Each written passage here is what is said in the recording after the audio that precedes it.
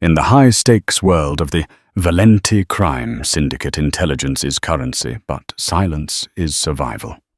When Dawson Valenti, the most feared man on the East Coast, stood to lose $200 million in a single botched negotiation, the room fell deadly quiet. 20 of the world's most expensive Ivy League executives sat frozen, their degrees and strategies useless against a hidden betrayal they couldn't see. No one dared to breathe, let alone speak.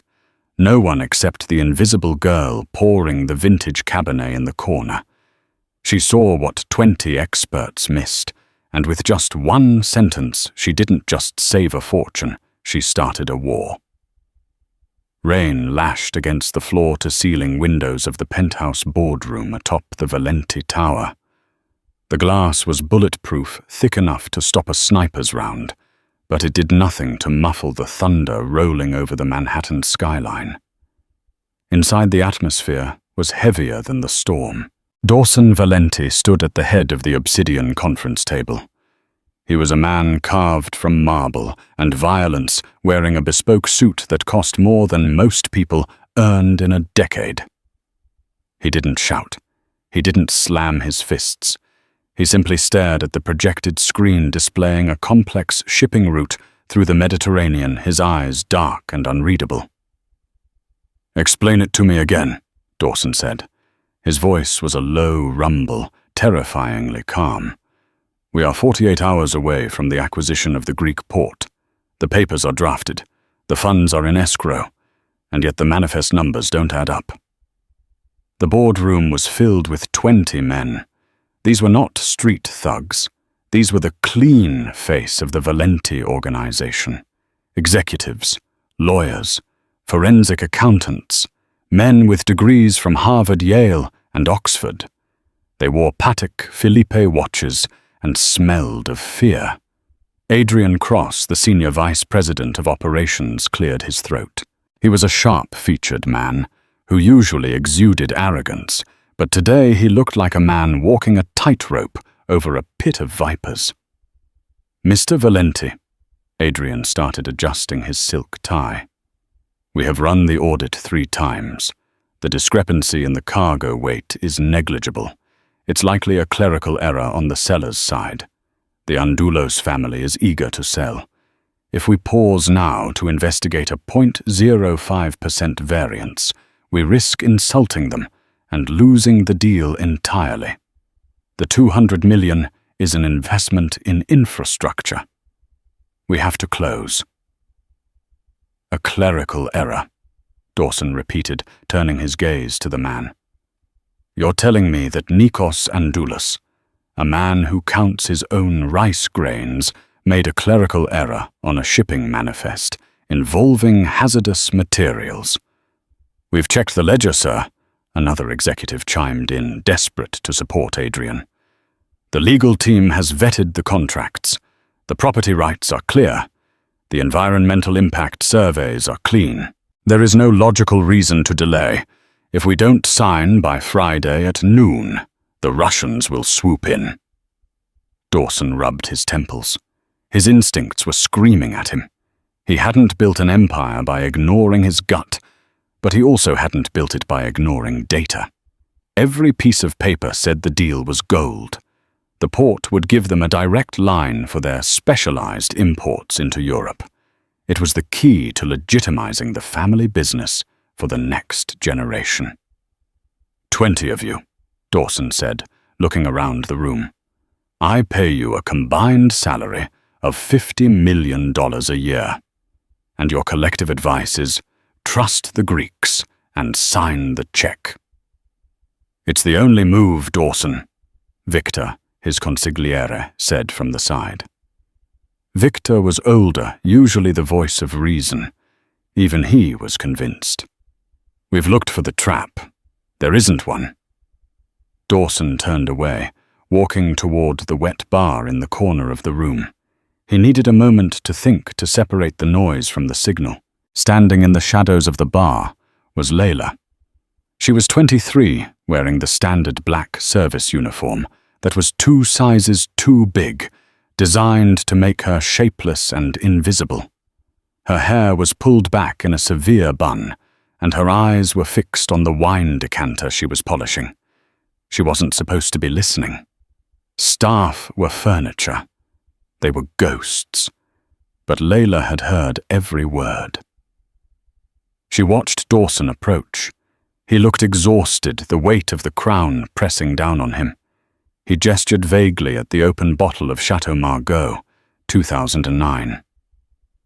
"Pour," he commanded, not even looking at her. Layla poured the wine. Her hand was steady. As the ruby liquid swirled into the crystal glass, she thought about the documents she had seen flashed on the projector screen earlier. She had a photographic memory, a gift or a curse, depending on who you asked. She remembered the manifest list. She remembered the specific chemical codes listed in the negligible variants Adrian had dismissed. She placed the glass on the coaster. Dawson reached for it. He paused. He sensed her hesitation. It wasn't physical. She hadn't moved. It was a shift in the air. He turned his head, actually looking at her for the first time. He saw hazel eyes that were burning with intelligence, hiding behind a mask of servitude. "Is there a problem?" Dawson asked. Layla froze. The first rule of service in the Valenti household: never speak unless spoken to. The second rule: never offer an opinion. "No, sir," she whispered, lowering her eyes. Dawson took a sip of the wine, but his eyes didn't leave her face. He was a predator. He could smell secrets. "You're tense. My executives are sweating because they're incompetent. Why are you sweating?" "I'm not, sir." "Liar," Dawson said softly. He set the glass down. "You were looking at the screen before, when Adrian brought up the cargo weight." "I was just checking the bottle levels, sir. Don't lie to me again." Dawson's voice dropped an octave, dangerous and sharp. "I have 20 men in suits telling me to spend $200 million. You look like you want to scream." "Why?" Layla gripped the polishing cloth. She needed this job. Her father's medical bills were piling up at St. Jude's Hospital. If she got fired, they were on the street. But if Dawson signed that deal, he wasn't just losing money. He was walking into a federal trap. She took a breath. "The variance isn't a clerical error," Layla said. Her voice was quiet, but it cut through the silence of the room like a razor. The conversation at the main table stopped. 20 heads turned. Adrian Cross scoffed a noise of pure derision. "Excuse me." Adrian stood up, his face flushing red. "Dawson, tell the help to leave the room. She's interrupting a strategy meeting." Dawson held up a hand, silencing Adrian instantly. He turned his body fully toward Layla. "Go on." Layla's heart hammered against her ribs. The manifest lists the cargo as industrial fertilizer, ammonium nitrate. The variance is small in weight, 0.05%. But on the chemical breakdown sheet you showed, she pointed a trembling finger toward the black screen. The molecular density code listed for that variance doesn't match fertilizer. It matches cesium-137. Silence. Absolute suffocating silence. Adrian laughed nervously. "She's talking nonsense. She's a waitress, for God's sake.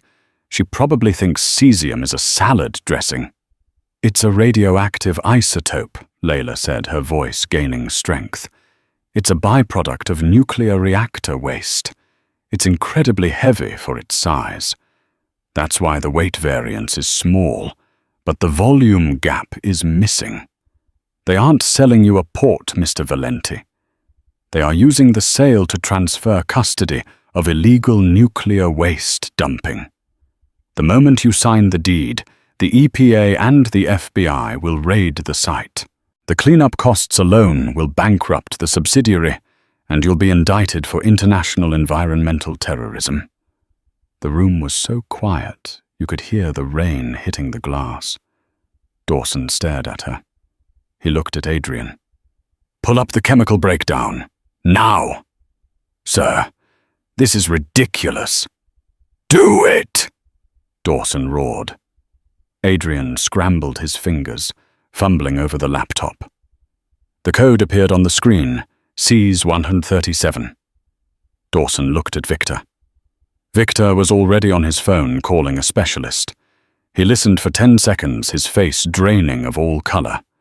He hung up and looked at Dawson. "She's right," Victor whispered, looking at Layla as if she were an alien. "The code is for radioactive waste. If we sign, we go to prison for life. The Andoulos family is setting us up." Dawson turned back to the girl. The executives looked like they wanted to vanish into the carpet. The experts, the Ivy Leaguers. They had missed it. "What is your name?" Dawson asked. "Layla, sir. Layla Brooks." "Layla Brooks." Dawson tested the name. "You just saved me $200 million and a life sentence." He took a step closer to her, invading her personal space. He smelled of rain and expensive tobacco. "How does a girl pouring wine know the molecular density code of cesium 137? Layla swallowed hard. I was a double major in chemistry and logistics at MIT, sir. Before I had to drop out." Dawson's eyes narrowed. "Why did you drop out?" "Tuition and family matters." Dawson stared at her for a long moment. Then he turned to the table of 20 men. "Get out," he said calmly. "Dawson, surely." Adrian started. "Get out." The executives fled. Papers were gathered in haste. Chairs scraped. Within 30 seconds, the room was empty, save for Victor Dawson and Layla. Dawson walked over to the table, picked up the contract, and ripped it in half. He dropped the pieces on the floor. Then he looked at Layla. "You're not pouring wine anymore, Layla." The promotion was immediate, and it was controversial. By the next morning, the rumor mill within the Valenti organization was spinning so fast it threatened to catch fire. They called her the Wine Girl. Layla was moved from the staff quarters in the basement to a sleek glass-walled office on the 40th floor, right next to the executive wing. Her uniform was replaced. A stylist had been sent to her apartment at 6:00 a.m. with a rack of clothes, sharp blazers, tailored trousers, heels that clicked with authority. But clothes couldn't protect her from the wolves. Her first official meeting was at 9:00 a.m. It was a briefing on the family's casino operations in Atlantic City. Dawson sat at the head of the table. Layla sat to his right in the chair, usually reserved for the CFO. The 20 executives were back, though they looked considerably less smug than the day before. However, the resentment in the air was palpable. Adrian Cross stared at Layla, with a hatred so pure it felt like a physical weight. "We are looking at a 14% drop in slot revenue at the Golden Trident," Adrian said, projecting a graph.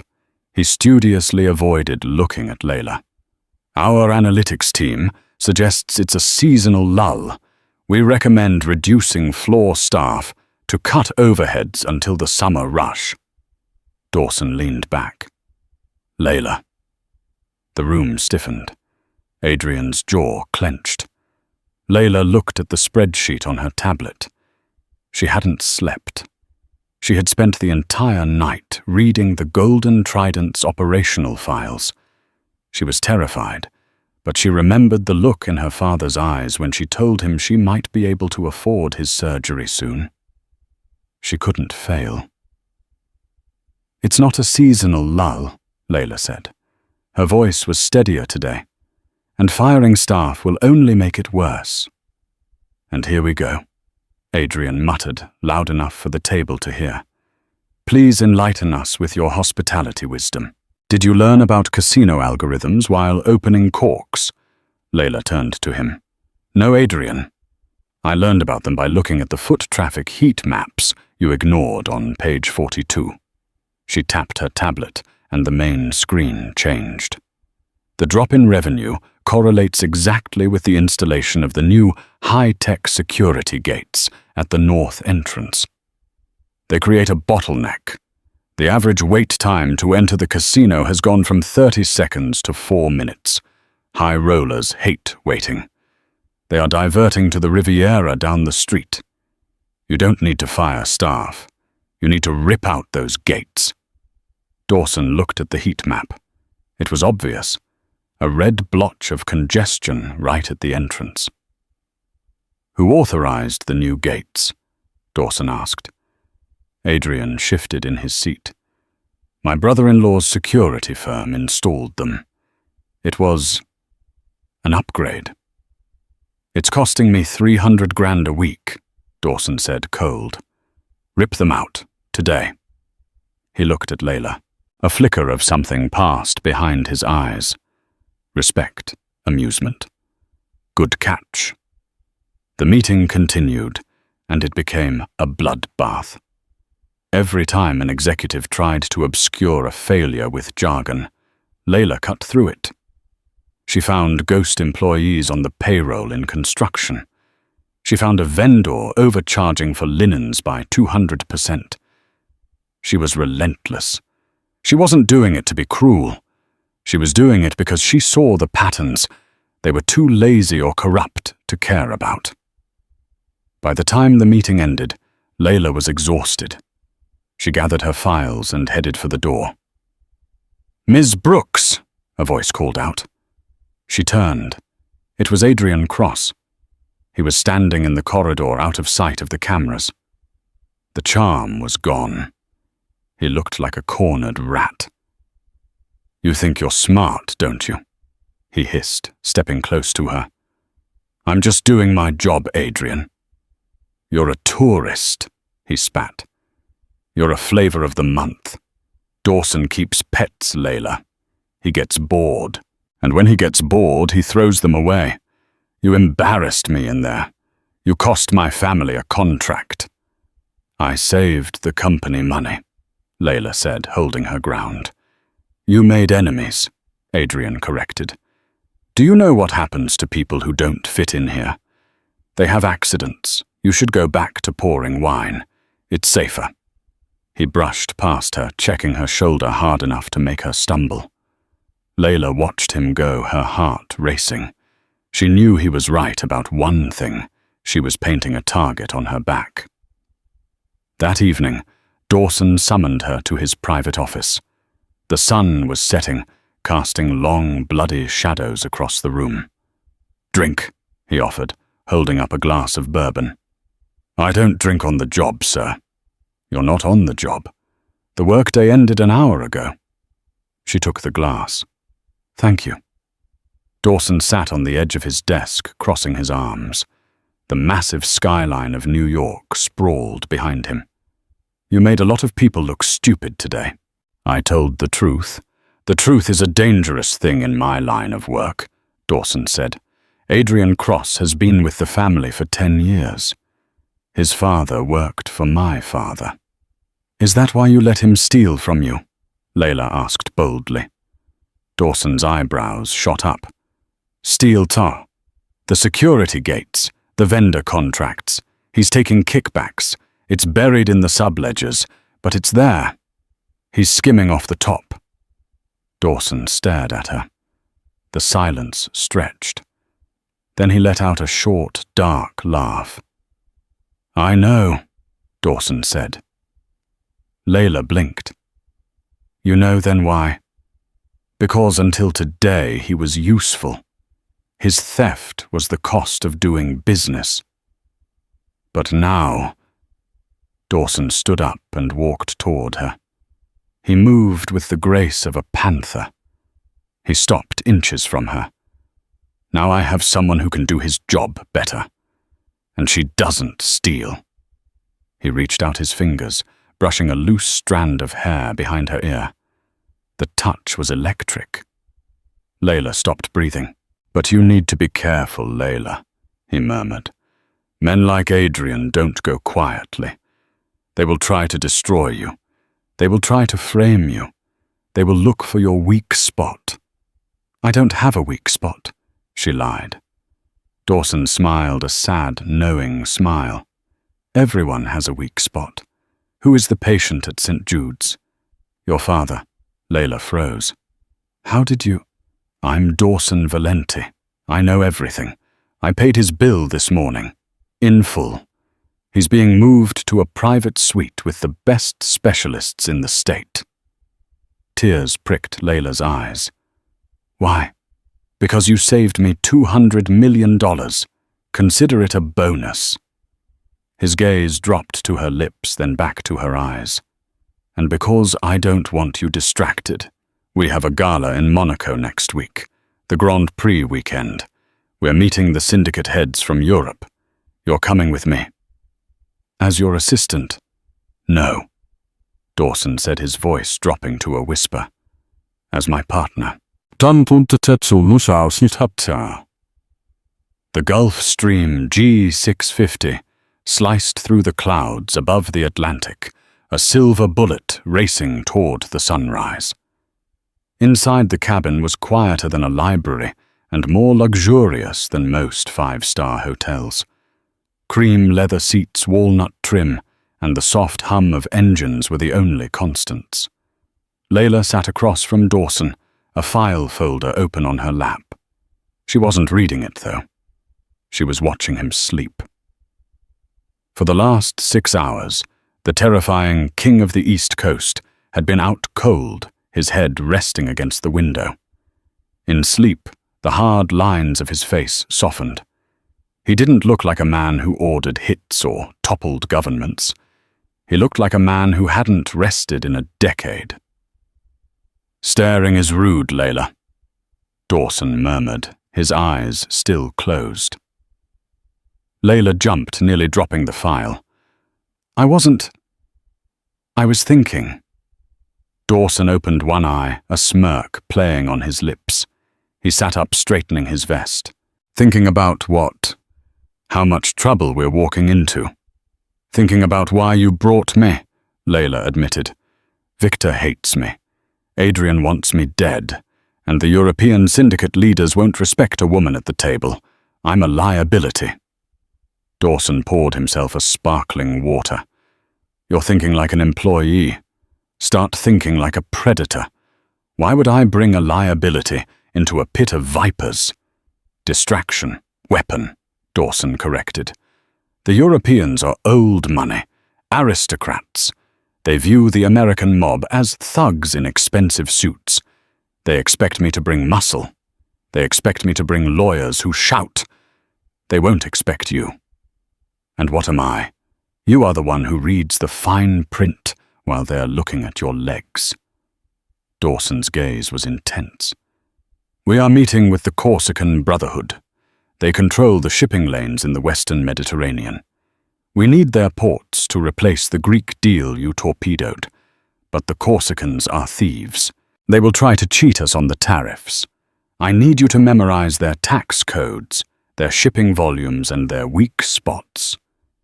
By tonight." Layla looked at the thick binder. "By tonight, welcome to the family."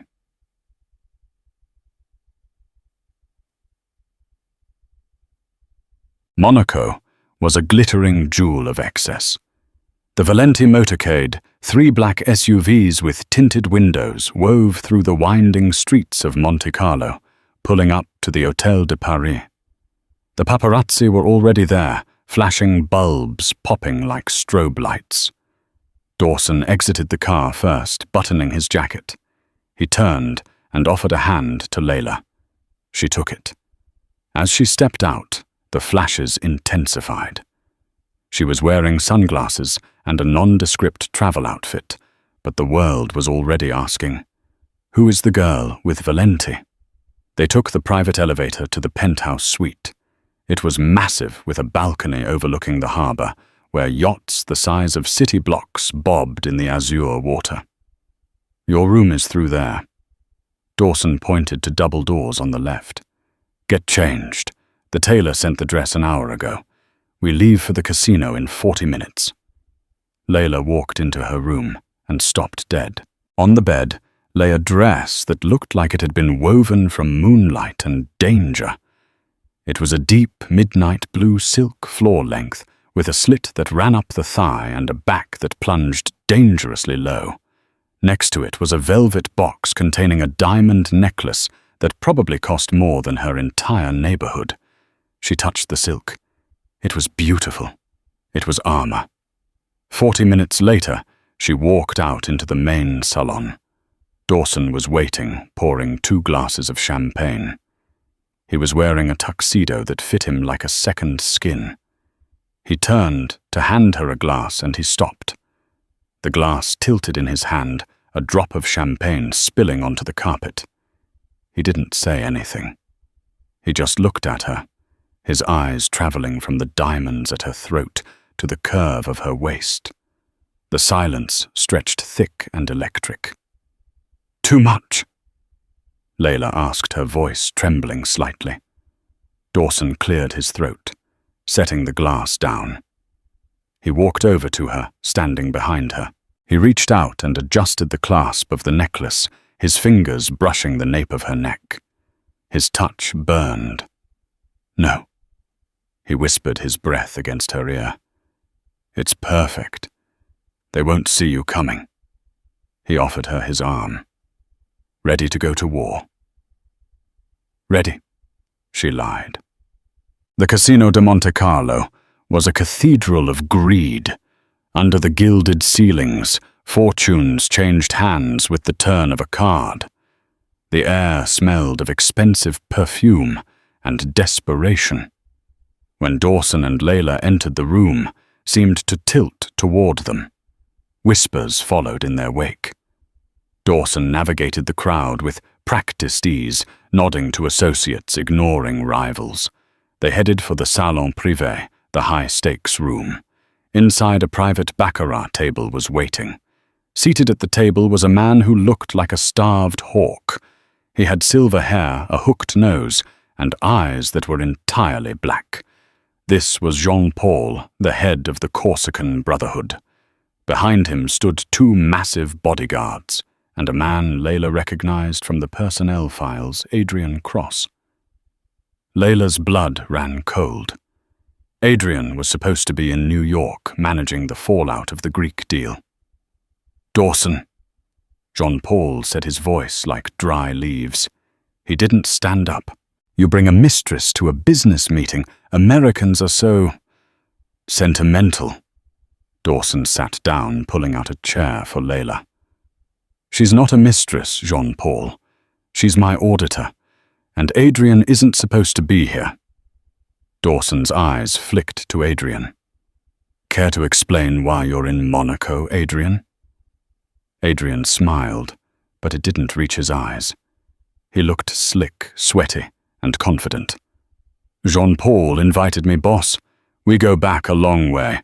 I thought I could help smooth over the negotiations, seeing as your new auditor has so little experience in international diplomacy." "I see," Dawson said. His voice was calm, but Layla saw his hand clench into a fist under the table. This was a power play. Adrian was openly aligning himself with the Corsicans. "Let's play," Jean-Paul said, gesturing to the dealer. "We play, we talk. The stakes, the shipping tariffs. If I win, you pay 20%. If you win, you pay 10. And if we find discrepancies in your volume reports," Layla spoke up. Jean-Paul looked at her as if a chair had just spoken. "Excuse me, the volume reports," Layla said, placing a small clutch on the table. "I reviewed your proposed tariff schedule on the plane. You're charging a surcharge for high-risk cargo security in the Strait of Gibraltar. But according to maritime law, the Corsican Brotherhood doesn't hold jurisdiction there anymore. The Spanish Navy does. So you're charging us for protection you don't provide." The table went deadly silent. Jean-Paul's black eyes narrowed. He looked at Adrian. "You said she was a waitress." "She is," Adrian said quickly. "She doesn't know what she's talking about. Ignore her." "I'm looking at the satellite logs right now," Layla said, bluffing. She wasn't looking at anything. She had memorized the logs 3 hours ago. "Your patrol boats haven't left the harbor in 3 weeks. You're billing us for ghost ships." Dawson leaned back, a shark-like grin spreading across his face. "Ghost ships, Jean-Paul? That's rude." Jean-Paul threw his cards down. "This is an insult. Adrian, deal with this." "With pleasure," Adrian said. He reached into his jacket pocket. For a second, Layla thought he was reaching for a gun. Dawson's hand moved instantly to his waistband, but Adrian didn't pull a weapon. He pulled out a folded piece of paper and tossed it onto the center of the green felt table. "I didn't want to do this in public, Dawson," Adrian said, feigning sadness. "But you leave me no choice. I couldn't let you sign a deal with this woman whispering in your ear, not when she's a federal informant." The words hung in the air like smoke. Federal informant. In the Mafia, that was a death sentence. It wasn't just an accusation. It was a verdict. Dawson didn't look at the paper. He looked at Layla. His face was a mask of stone, unreadable. "Explain." "It's a transfer receipt," Adrian said, pointing a manicured finger at the paper. "From the FBI field office in New York. $5,000 deposited into an account under the name of Layla Brooks 2 days before she discovered the radioactive waste. It was a setup, Dawson. The feds planted the info with her to get her close to you. She's wearing a wire right now." Layla felt the blood drain from her face. "That's a lie. I've never spoken to the FBI in my life." "Check her bag," Adrian commanded. Jean-Paul nodded to his bodyguard. The massive man stepped forward and grabbed Layla's clutch. He dumped the contents onto the table. Lipstick, phone, a compact mirror, and a small black device, no larger than a coin. A listening device. "Classic tech," Adrian sneered. "Transmits directly to a van within a 2-mile radius. She's been broadcasting this entire meeting." Dawson stared at the bug. He picked it up, rolling it between his fingers. The silence in the private room was deafening. The other patrons of the casino were miles away. Here in the soundproof VIP room, there was only the sound of careers ending and guns being drawn. "Dawson," Layla said, her voice shaking. "I didn't put that there." "He did. When he walked in, he brushed past my chair. Please, you have to believe me." Dawson looked at her. His eyes were cold, devoid of the warmth that had been there in the hotel room. "The evidence is right here, Layla." "It's planted," she cried. "Why would I save you $200 million just to sell you out for $5,000? "To gain trust," Adrian interjected smoothly. "To get to the inner circle, to get to Monaco, and look where you are." Adrian turned to Dawson. "She's a rat, boss. You know the rules. If you don't handle it, the Corsicans will. They can't do business with a compromised partner." Jean-Paul nodded slowly. "He is right, Valenti. She disappears tonight or the deal is off. And if the deal is off, we go to war." Dawson stood up. He loomed over the table. He looked at Adrian, then at Jean-Paul, and finally at Layla. He reached into his jacket. Layla flinched. Dawson pulled out a lighter. He held the flame to the FBI transfer receipt. The paper curled and blackened, turning to ash on the green felt. "What are you doing, Atois?" Adrian demanded, his voice cracking. "That receipt is a forgery," Dawson said calmly. "And a bad one. The routing number listed for the FBI field office, it's wrong. It's missing a digit, and the date stamp is in the wrong format." Dawson turned his gaze to Adrian. You were always lazy with the details, Adrian. That's why you hired a waitress to do your math. Adrian's face went pale. The bug. What about the bug? This. Dawson held up the black device. He dropped it on the floor and crushed it under his heel. Crunch. Standard frequency jammer. It blocks signals, it doesn't transmit them. You planted a jammer on her to kill our comms so you could ambush us. Dawson walked around the table. The Corsican bodyguards tensed, but Jean-Paul waved them down. He was watching with interest. You tried to frame her, Dawson said, stopping inches from Adrian. You tried to make me kill the only person in this room who is actually loyal to me, and you insulted my intelligence in front of my partners. Dawson, listen. Adrian stammered, backing away until he hit the wall. She's brainwashing you. I did this for the family. No, Layla said. She stood up. Her legs were trembling, but her voice was strong. She picked up her tablet. You did it for the Russians. She swiped the screen and projected a document onto the wall monitor. While you were busy planting devices in my bag, I was tracking the Bluetooth handshake of your phone, Layla said. It pinged a secure server in Moscow 3 times in the last 10 minutes. You aren't working with the Corsicans, Adrian. You're selling the route data to the Sokolov Bratva. You wanted the deal to fail so the Russians could sweep in and take the port. Jean-Paul stood up slowly. His expression had changed from boredom to fury. The Corsicans hated the Russians. They had been at war for turf for 20 years. Is this true? Jean-Paul hissed at Adrian. No. No, it's... Dawson didn't let him finish. He struck Adrian a fast, brutal backhand that sent the executive sprawling across the buffet table. Shrimp and crystal scattered everywhere. Adrian groaned, clutching his bleeding nose. Dawson, please. Dawson adjusted his cuffs. He looked at Jean-Paul. My apologies for the mess. It seems my former vice president has resigned. You can do with him what you wish. Jean-Paul nodded to his bodyguards. They moved toward Adrian. The look on their faces promised a very long, very painful night. As for the deal, Dawson said, turning back to Layla. He held out his hand.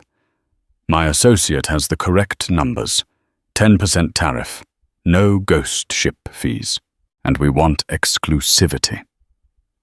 Jean-Paul looked at Adrian being dragged out the side door, kicking and screaming.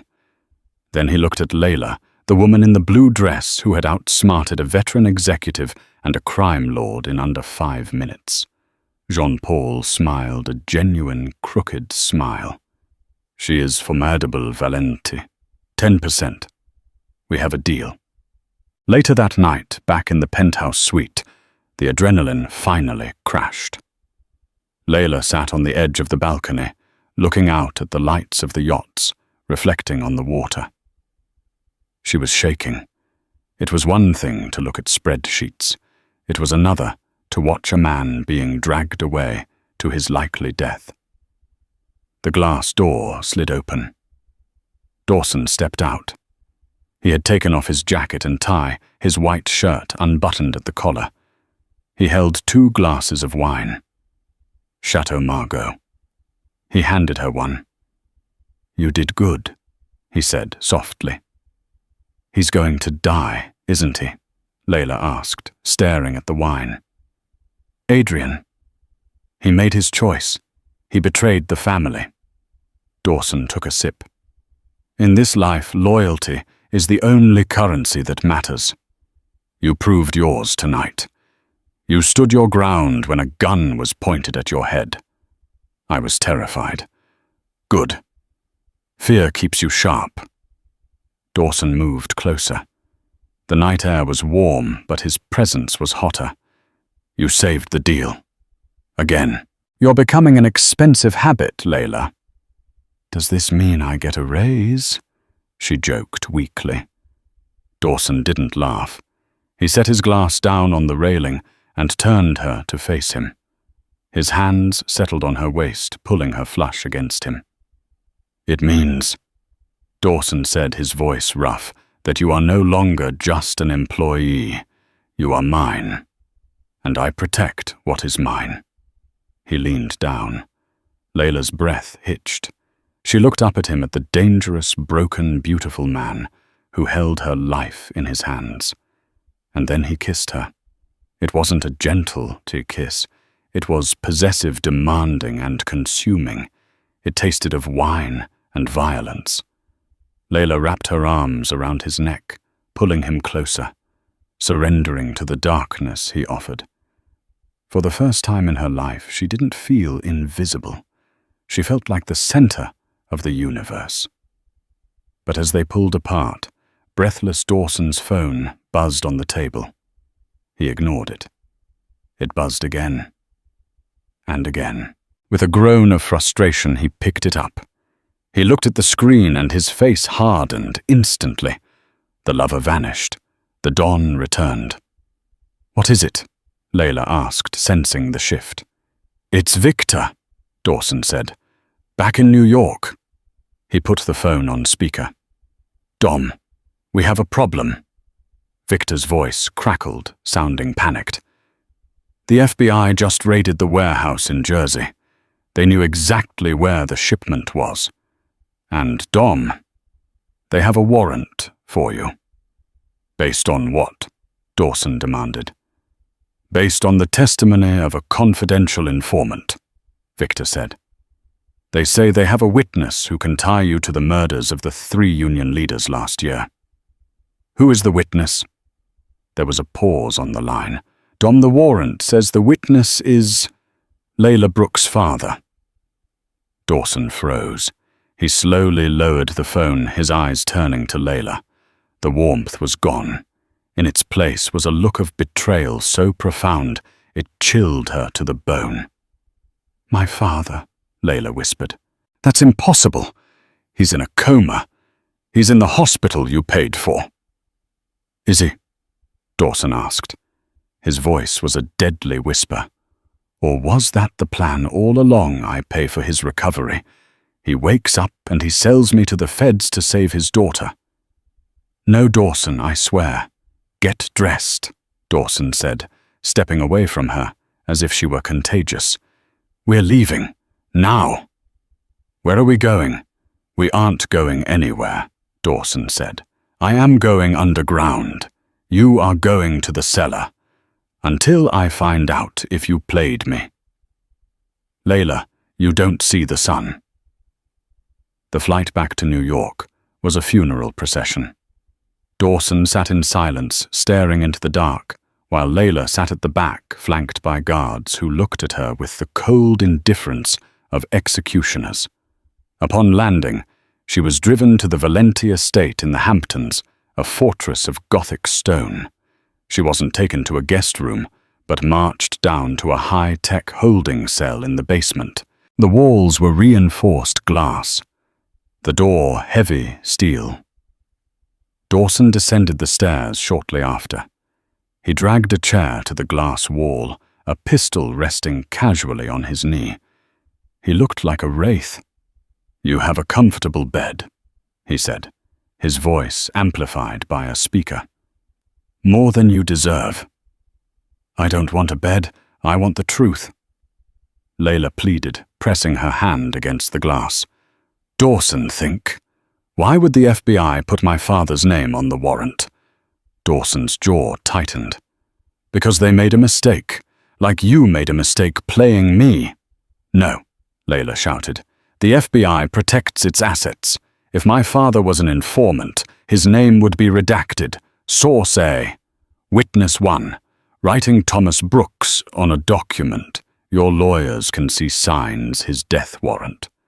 They burned him." Dawson didn't blink, but his finger tapped rhythmically against the trigger guard. He was listening. "Why would they burn their own witness?" Dawson asked. "They wouldn't," Layla insisted, "unless the warrant is fake. Unless someone wants you to go to that hospital to silence him. It's not an arrest warrant, Dawson. It's bait. Dawson stood up, pacing the small area outside the glass. My source at the precinct saw the paperwork. It's official. Then it's a trap, Layla cried. Don't go yourself. Send a drone. Send a scout. If I'm right, the room is rigged. Dawson stared at her for a long, agonizing minute. The war inside him was visible, the betrayal fighting against the logic she kept presenting. She had been right about everything else. Could she be right about this? You better pray you're right, Dawson said. He turned and walked up the stairs.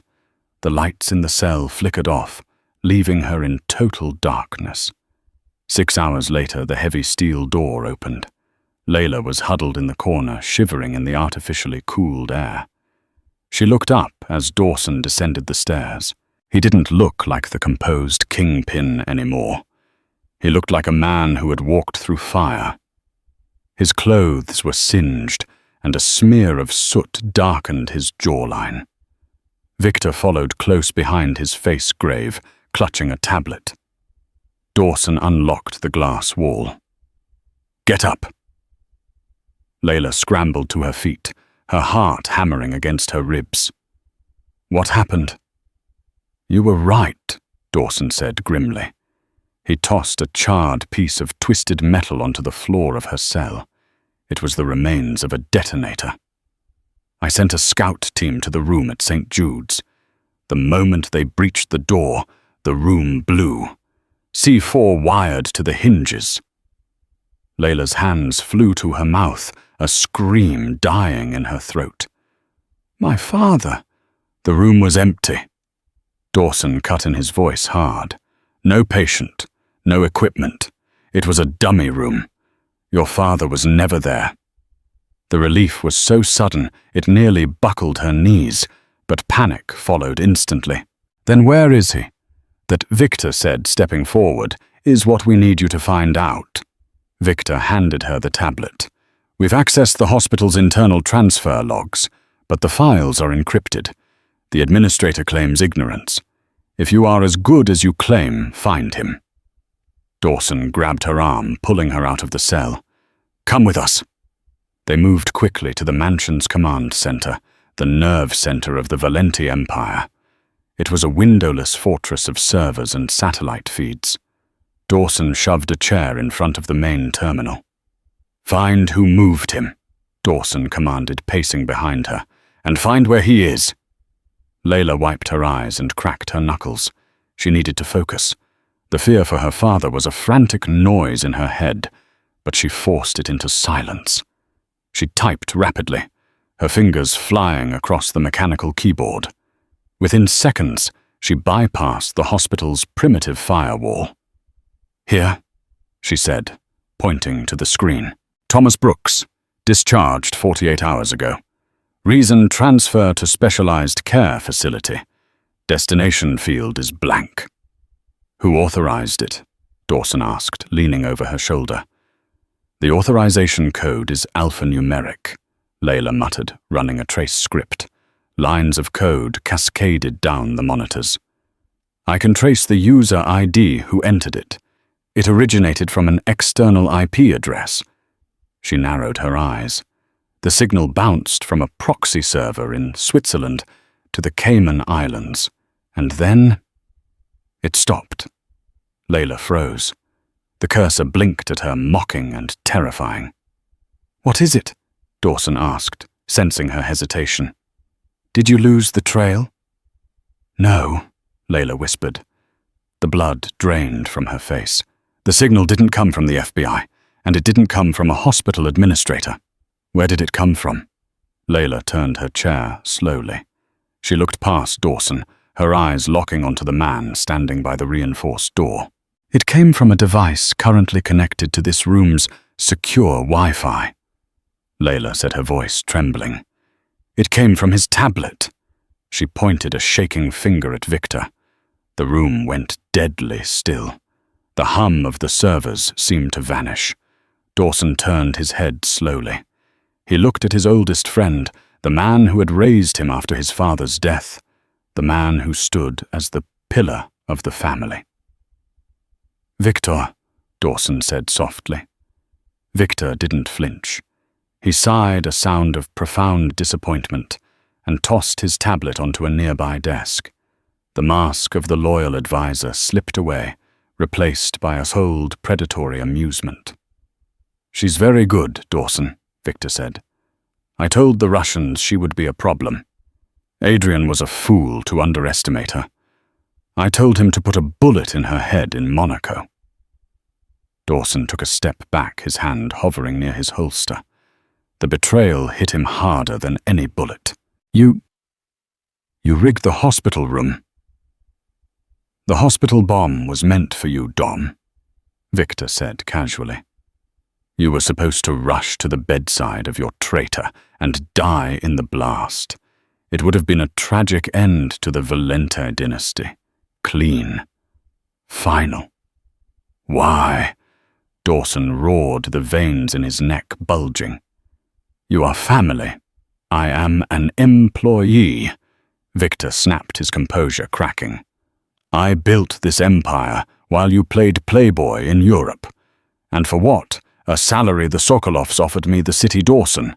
They offered me the crown. Where is her father?" Dawson demanded, his hand gripping his gun.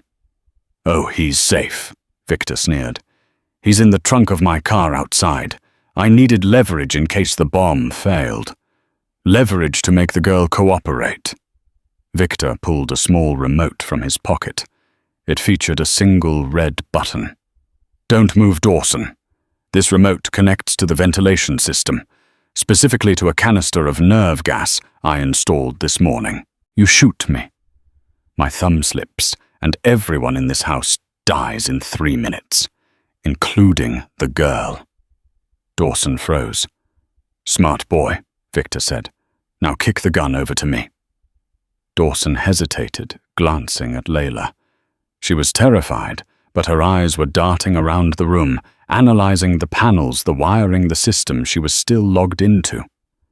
Dawson slowly unbuckled his holster and kicked it across the floor. Victor picked it up, training the barrel on Dawson's chest. "I'm sorry, Dawson, but business is business." He cocked the hammer.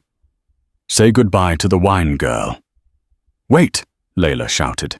"You can't kill him yet." Victor laughed. "And why is that?" "Because if you kill him, you'll never get the encryption key for the offshore accounts." Victor frowned. "I have the codes. Adrian gave them to me." "Adrian had the old codes." Layla lied, her voice gaining strength. "Dawson changed them on the plane. Didn't you?" Dawson stared at her. He caught the slight movement of her hand behind her back. "Yes. I changed them. $2 billion locked away. You kill me, you get nothing." Victor hesitated. Greed warred with caution in his eyes. "Give me the new code." "Layla has it," Dawson said. "She memorized it." Victor swung the gun toward Layla. "Type it in. Now." "I'll type it," Layla said, her fingers hovering over the keyboard. "But you have to promise to let my father go." "Just type," Victor snarled. Layla wasn't typing a password. She was accessing the building's central automation system. She took a breath. "The code is," Layla whispered. She hit enter. Clack. Instantly, the entire mansion plunged into absolute suffocating darkness. Layla had cut the main power grid. "What the?" Victor shouted. In the pitch black, a gunshot rang out, wild and aimless. Then came the sound of movement. Fast, brutal violence. The scuffle of shoes on carpet, a sickening impact of flesh on bone, and a wet gurgle. "Layla, get down." Dawson's voice roared from the void. Layla dropped to the floor, covering her head. A moment later, the red emergency generators kicked in. The room was bathed in a bloody crimson glow. Dawson was standing over Victor. Victor lay on the floor, gasping for air, pinned by Dawson's boot. A knife drawn from a hidden sheath in Dawson's boot was buried deep in Victor's shoulder. Dawson held his own gun, reclaimed from the traitor. "You forgot one thing, Victor," Dawson said quietly, looking down at the dying man. "What?" Victor wheezed, blood bubbling on his lips. "I don't need light to kill a traitor in my own home." Dawson reached down and retrieved the car keys from Victor's pocket. He didn't look back as he walked over to Layla, pulling her up from the floor and checking her for injuries. "Is it over?" she whispered, trembling. "Not yet," Dawson said, looking at the security monitors where red warning lights began to flash. "Victor signaled the Russians before you cut the power. They are coming. We have 10 minutes to get your father and get out." He checked the magazine of his gun and looked at her.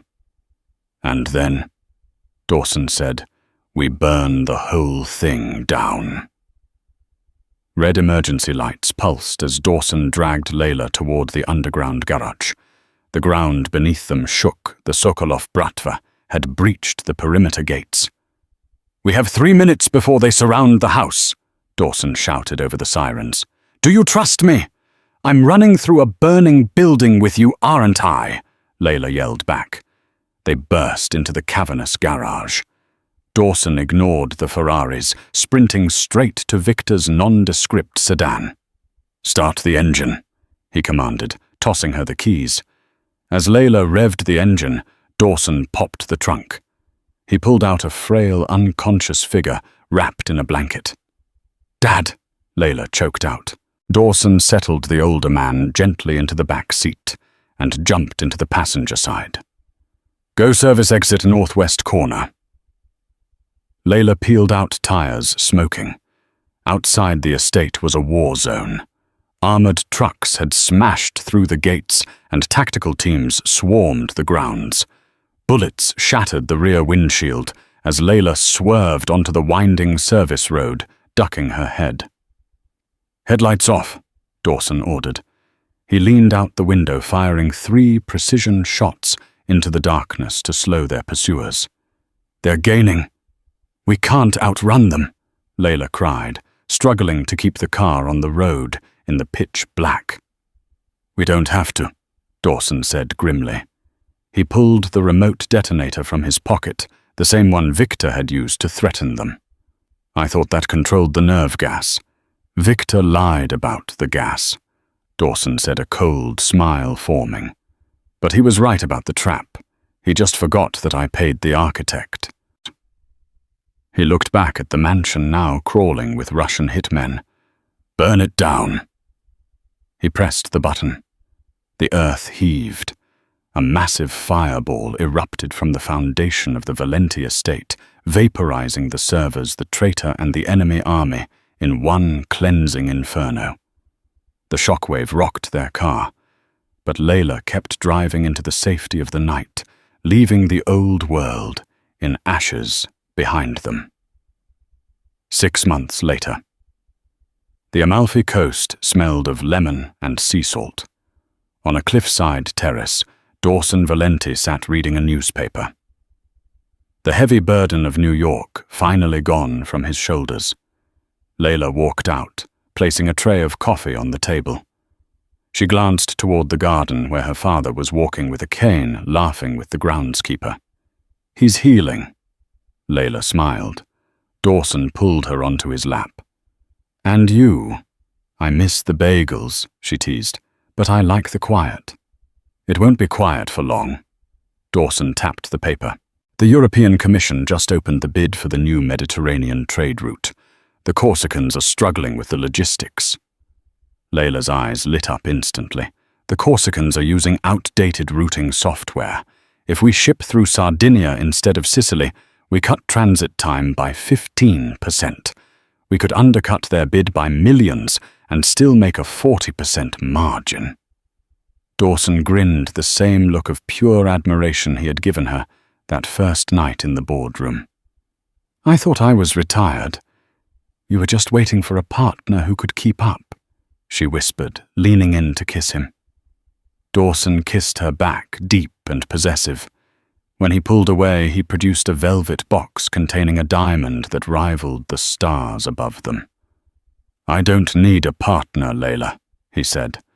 "I need a queen." Layla looked at the ring, then at the man who had burned down a kingdom to save her. "Make me an offer," she challenged. 50-50, Dawson promised. "My life, my heart, my empire, everything is yours." Layla slipped the ring on her finger. "Deal." The world thought the Valenti Empire had died in the fire. They were wrong. It had just upgraded.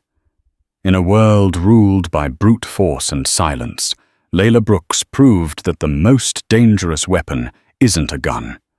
It's the truth spoken at the right moment.